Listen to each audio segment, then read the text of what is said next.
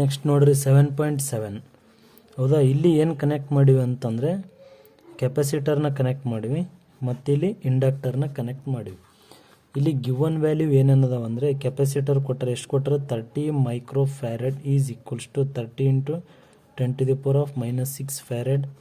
Inductor ಅಂದರೆ 27 mH, 27 × 10⁻³ H. Omega ಅಂದರೆ angular frequency. Omega is equals to 1/√LC. 1/, L ಅಂದ್ರೆ ಏನೈತಿ ಇಲ್ಲಿ ವ್ಯಾಲ್ಯೂ ಅಂದರೆ 27 × 10⁻³ ಸಿ ಅಂದರೆ 30 × 10⁻⁻6.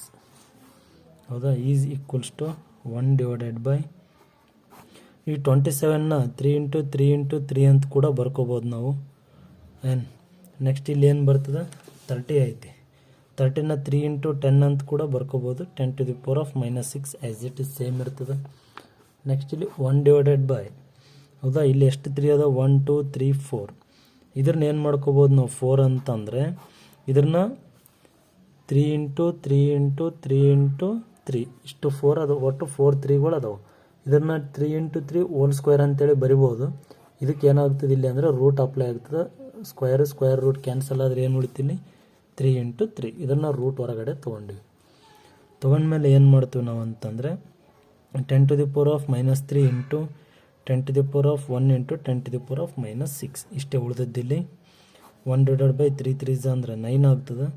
10⁻⁻³ ಇಂಟು 10⁻⁻5 ಇದು 1/9 ಅಂದರೆ 10⁻⁻8 ಅಂತೇಳಿ ಬರ್ತೈತಿ. 10⁻⁻8.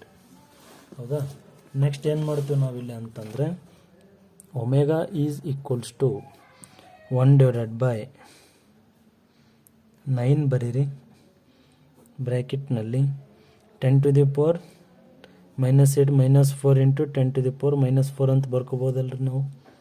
ಹೌದಾ, ಬರ್ಕೊಂಡ್ಮೇಲೆ omega is equals to 1/9 into √ ಇಲ್ಲಿ ಏನಾಗ್ತದೆ ಇಲ್ಲಿ 10⁻⁻4 -4 ಬರೆಯೋದ್ರ ಬದಲು ಸ್ಕ್ವೇರ್ ಅಂತ ಬರ್ಕೋಬೋದು.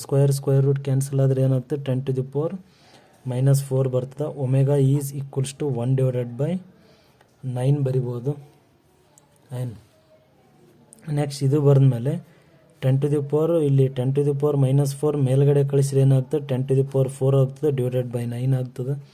ಇಲ್ಲಿ ಏನು ಬರ್ಕೋಬೋದು 10⁻⁴ ಅಂದರೆ 10,000 ಆಗ್ತದೆ, /9.